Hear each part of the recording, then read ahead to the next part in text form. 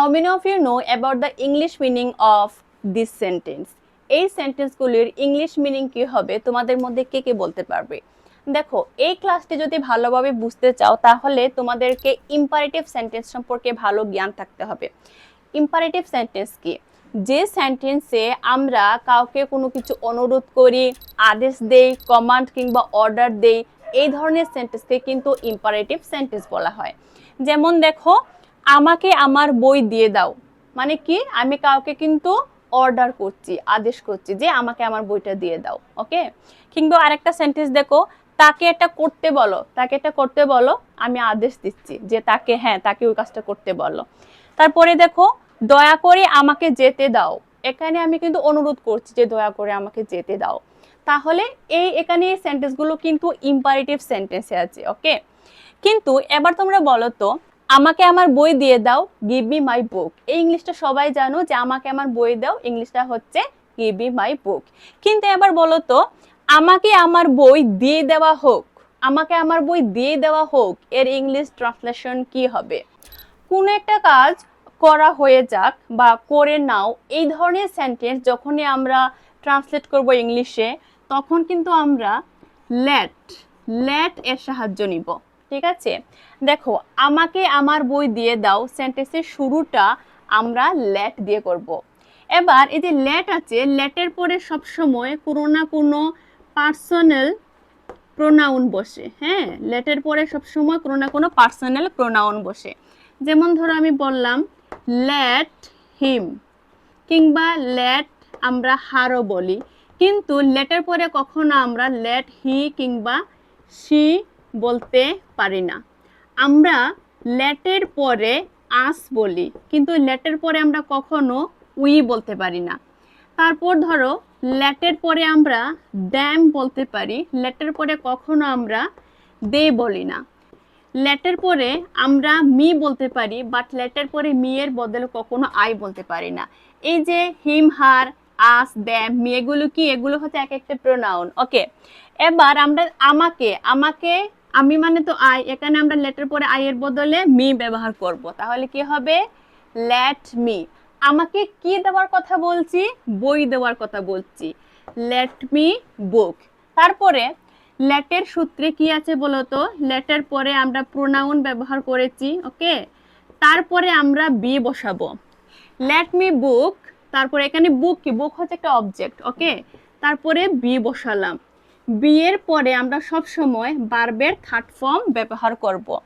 আমাকে কি বলছি? আমাকে আমার বই দিয়ে দেওয়া হোক, দেওয়া ইংলিশ কি? গিভ। আমরা গিভের থার্ড ফর্ম ব্যবহার করব। ওকে, গিভেন। তাহলে কাকে দেওয়ার কথা বলছি? আমাকে দেওয়ার কথা বলছি, আমাকে। হ্যাঁ, তাহলে কি হবে? এই যে আমাকে, আমাকে মানে হবে টু মি। এবার দেখো তো পুরো সেন্টেন্সটা কি হয়েছে? Let me book be given to me. আমাকে আমার বই দিয়ে দেওয়া হোক, let me book be given to me. এই ধরনের সেন্টেন্সে আমরা সবসময় কিন্তু সেন্টেন্সের শুরুটা লেট দিয়ে করব। ওকে। এবার আমি যে বললাম আমাকে আমার বই দিয়ে দেওয়া হোক, কে দেবে আমাকে বইটা? আমি তার কথা কিন্তু বলছি না। যে সেন্টেন্সে কি কাজ হচ্ছে, বিষয়টা কি চলছে, সেই বিষয় বা সেই কাজের উপর ফোকাস করা হয়, এই ধরনের সেন্টেন্সকে কিন্তু বলা হয় প্যাসিভ ভয়েস। Got it? যে সেন্টেন্সে কাজটা কে করছে সে ইম্পর্টেন্ট নয়, কে কাজটা করছে সেটা আমাদের জানার দরকার নেই, বাট কি কাজ হচ্ছে যখন সেই কাজের উপর ফোকাস করি, এই ধরনের সেন্টেন্সকে কিন্তু প্যাসিভ ভয়েস বলা হয়। ওকে। তারপর একটা সেন্টেন্স দেখো, তাকে এটা করতে বলো। এর ইংলিশটা কি হবে সেটা আশা করি তোমরা সবাই বলতে পারবে। তাকে এটা করতে বলো, tell him to do that, tell him to do that. Okay. But এখন যদি বলি তাকে এটা করতে বলা হোক, তাকে এটা করতে বলা হোক, এই কাজটা করা হোক, তাকে ওই জিনিসটা করতে বলা হোক, এই ধরনের সেন্টেন্সের শুরুতে আমরা সেন্টেন্সটা লেট দিয়ে শুরু করব। তাকে, তাকে, তাকের বদলে কি? দেখো, তাকে মানে আমরা হিম অথবা হার বলবো। আমরা হি এর বদলে হিম বলি, শি এর বদলে হার বলি। তাহলে আমরা কি বলবো? লেট, তাকে ইংলিশ হবে হিম। ওকে। এবার তাকে এটা করতে বলা হোক, তাকে করতে বলা হোক, বি টোল্ড। কি হবে? Let him be told to, কি করতে? ওই কাজটা করার জন্য তো, তাহলে টু ডু দ্যাট। দেখো, let him be told to do that, তাকে একটা করতে বলা হোক, let him be told to do that, let him be told to do that, এইভাবে বলবে। ওকে, তাহলে এখানে তো সেন্টেন্সের শুরুটা আমরা let দিয়ে করেছি। তাকে এটা করতে বলা হোক, কাকে করতে বলা হোক, তার নাম আমি বলেছি না বলিনি, শুধু বলেছি তাকে কাজটা করতে বলা হোক। তার মানে এই সেন্টেন্সটাও কিন্তু প্যাসিভ ভয়েসে আছে। ওকে, তারপরে আরেকটা সেন্টেন্স দেখো, এটাও তোমরা সবাই পারবে। এটা হচ্ছে দয়া করে আমাকে যেতে দাও, দয়া করে আমাকে যেতে দাও, please allow me to leave. এখানে লিভ বানানটা ভুল হয়েছে, এটা হবে LEAVE, লিভ। ওকে, দয়া করে আমাকে যেতে দাও, please allow me to leave, please allow me to leave. But যখন আমরা বলবো দয়া করে আমাকে যেতে দেওয়া হোক, দয়া করে আমাকে যেতে দেওয়া হোক, ইংলিশটা কি হবে বলো? ইংলিশটা হবে let me kindly be allowed to live, let me kindly be allowed to live। কি বলেছি?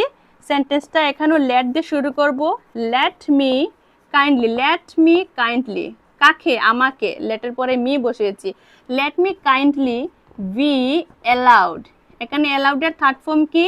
allowed, allowed to live। ওকে, দেখো, দয়া করে আমাকে যেতে দেওয়া হোক, let me kindly, দয়া করে আমাকে be allowed to live, যেতে দেওয়া হোক, be allowed to live, যেতে দেওয়া হোক, let me kindly be allowed to live। তাহলে এই সেন্টেন্সে প্রথমত আমরা let এর ব্যবহার শিখলাম, তাছাড়া আমরা let দিয়ে কিভাবে প্যাসিভ ভয়েসের সেন্টেন্স তৈরি করা যায় সেটা শিখলাম। পাশাপাশি এখানে আমরা শিখলাম যে ইম্পারেটিভ সেন্টেন্সে যখন কাউকে অর্ডার, অনুরোধ, রিকোয়েস্ট, কমান্ড দেওয়া হয়, এই ধরনের সেন্টেন্সে কিভাবে আমরা কোনো অ্যাক্টিভ ভয়েসকে প্যাসিভে পরিণত করতে পারি। আশা করি আজকের এই ক্লাসে তোমরা অনেক আনন্দ খুঁজে পেয়েছো, নতুন করে অনেক কিছু শিখতে পেরেছো। যদি ভিডিওটি ভালো লাগে অবশ্যই একটা লাইক করো, চ্যানেলে প্রথমবার হয়ে থাকলে এখনই চ্যানেলটাকে সাবস্ক্রাইব করে নাও to get more information from my channel. Thank you very much.